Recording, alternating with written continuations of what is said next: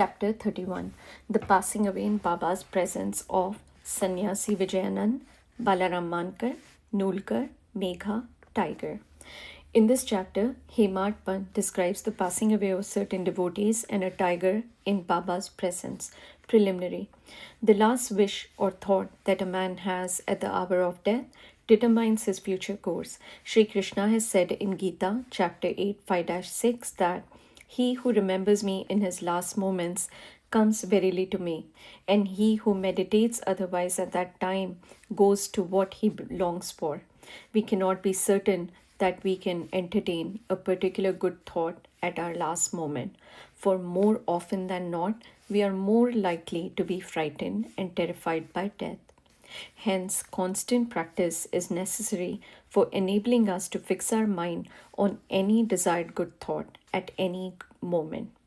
All saints, therefore, recommend us to remember God and chant His name always, so that we may not be perplexed or perturbed when the time for departure comes. The devotees, on their part, surrender themselves completely to the saints, fully believing that the saints would guide and help them in their last moments. A few such cases will be noted here. 1. Vijayanand. A sannyasi from Chennai named Vijayanand started on pilgrimage to Mansarovar. En route, on hearing Baba's fame, he halted at Shirdi. There he met one Somdev Ji Swami of Haridwar and inquired from him about the Mansarovar trip. The Swami told him that the Sarovar was 500 miles above Gangotri and described to him the difficulties of the journey, like plenty of snow and the change of dialect every 50 kos and the suspicious nature of the local people who give a lot of trouble to the pilgrims on the way. On hearing this, the sannyasi was dejected and cancelled the trip. Then, when he went to Baba and prostrated himself before him, Baba got enraged and said, "Drive out this useless sannyasi. His company is of no use." The sannyasi did not know Baba's nature. He felt discomforted but sat there watching things that were going on. It was the morning darbar and the masjid was overcrowded. Baba was being worshipped in various ways. Some were washing his feet, some taking the tirth or holy water and drinking it heartily, and some touching their eyes with it. Some were applying sandal paste and some scents to his body, and all were doing these things, forgetting the distinction of caste and creed. Though Baba got enraged with him, he was filled with affection for Baba and he did not feel like leaving the place. He stayed in Shirdi for 2 days. When he got a letter from Chennai stating that his mother was very ill, he felt very dejected and wanted to be by his mother's side, but he could not leave without Baba's permission to return home. The omniscient Baba, knowing the future, said to him, "If you so loved your mother, why did you take sannyas? Attachment makes misuse of an ochre garb. Go and sit quiet at your lodging, wait and patience for a few days. In the Vada, there are many robbers. Bolt your doors and be very vigilant. The thieves will carry everything. Wealth and prosperity are transient, and the body is subject to decay and death. While knowing this, do your duty, leaving all attachment with the things of this world and next. He who does this and surrenders himself to the feet of Hari, that is Lord, will get free from all troubles and attain bliss. The Lord runs and helps him who remembers and meditates on him with love and affection. Your store of past merits is considerable, so you have come here. Now attend to what I say and realize the goal of your life. Begin from tomorrow the study of Bhagavad. Do 3 saptas, that is 3 readings during 3 weeks, conscientiously. The Lord will be pleased with you and will destroy your sorrows. Your illusions will vanish and you will get eternal peace.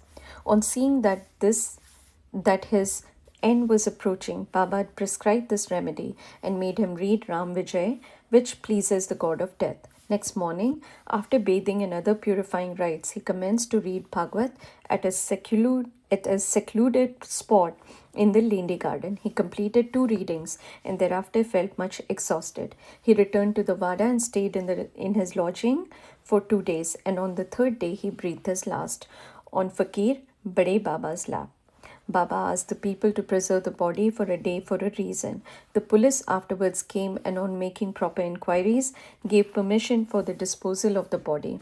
It was buried in a proper place with due rites. In this way, Baba helped the sannyasi and ensured him Sadgati, that is, salvation. 2.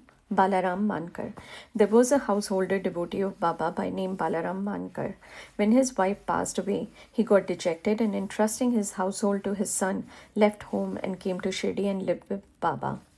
Being pleased with his devotion, Baba wanted to give a good turn to his life, and he did it this way. He gave him rupees 12 and asked him to go and live in Machindragarh, that is district Satara. Mankar was first unwilling to go and stay away from Baba, but Baba convinced him that he was giving the best course for him and asked him to practice meditation thrice a day in the Garh. On believing in Baba's words, Mankar went to the Garh. He was much pleased with the serenity, pure water, healthy air, and the surroundings of the place, and began to practice assiduously the meditations as recommended by Baba. After some days, he got a revelation. Generally, bhaktas get revelation in their samadhi or trance state, but in Mankar's case, he got it when he came down to his ordinary consciousness from his trance. Baba appeared to him in person. Not only that Mankar saw him, but he also asked him why he was sent there. Baba replied, "In Shirdi, many thoughts and ideas began to rise in your mind, and I sent you here to bring your unsteady mind to rest. You thought that I was in Shirdi with a body composed of the 5 elements and 3.5 cubits in length.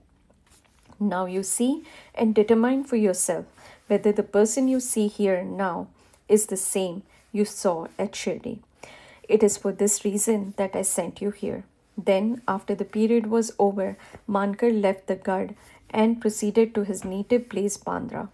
He wanted to travel by rail from Pune to Dadar, but when he went to the booking office to get a ticket, he found it very much crowded. He could not get his ticket soon, when a villager with a langoti, that is, piece of cloth on his waist, and kambali on his shoulder, turned up and said, "Where are you going?" "To Dadar," replied Mankar. Then he said, "Please take this Dadar ticket of mine, as I have some urgent work here. I have cancelled my Dadar trip." Mankar was very glad to receive the ticket and was taking out money from his pocket when the rustic disappeared in the crowd. Mankar tried to find him out in the crowd, but in vain.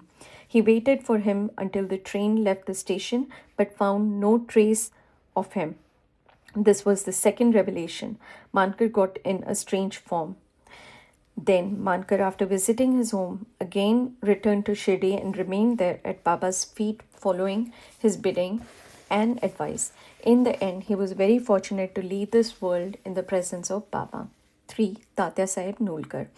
Hemad Pant gives no particulars regarding Tatya Sahib Nulkar except the bare mention of the fact that he gave up his ghost in Shirdi. A brief summary of his account that appeared in the Sai Leela magazine is given here. Tatya Sahib was a sub-judge at Pandharpur in 1909 when Nana Sahib Chandorkar was Mamaltadar there. Both met often and exchanged words. Tatya Sahib did not believe in saints, while Nana Sahib respected them. Nana Sahib often told him the Leelas of Sai Baba and pressed him to go to Shirdi and see Baba. Nulkar finally agreed to go to Shirdi on 2 conditions. 1. He must get a Brahmin cook. 2. He must get good Nagpur oranges for the presentation. Both these conditions were providentially fulfilled. A Brahmin came to Nana Sahib for service, and he was sent to Tatya Sahib, and a fruit parcel containing 100 beautiful oranges was received by Tatya Sahib, the consignor being unknown. As the conditions were fulfilled, Tatya Sahib had to go to Shirdi.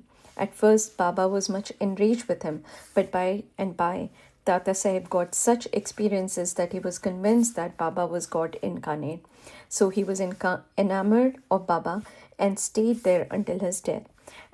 As his end was approaching, sacred literature was read out to him, and at his last hour, Baba's Padatirtha was brought and given to him for drinking. Baba, on hearing of his death, said, "O Tatya went ahead of us. He won't be reborn." 4. Megha. The story of Megha has been already described in chapter 28.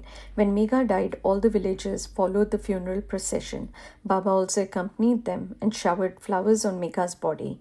After the obsequies were performed, tears flowed from Baba's eyes, and like an ordinary mortal, Baba showed himself overcome with grief and sorrow.